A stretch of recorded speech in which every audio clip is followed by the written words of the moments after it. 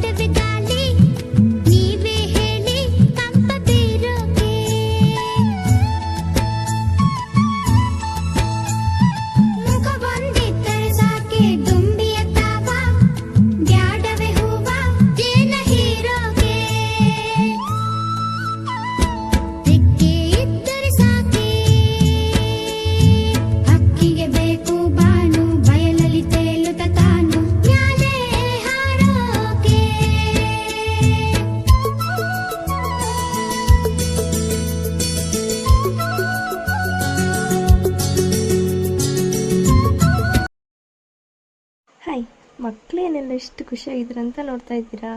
ಅವರಿಗೆ ಹೊಸ ಯೂನಿಫಾರ್ಮ್ ಕೊಟ್ಟಿದ್ದಾರೆ ಮರೆ, ಅದಕ್ಕೆ ಭಾರಿ ಖುಷಿಯಲ್ಲಿದ್ದಾರೆ ಮಕ್ಕಳು.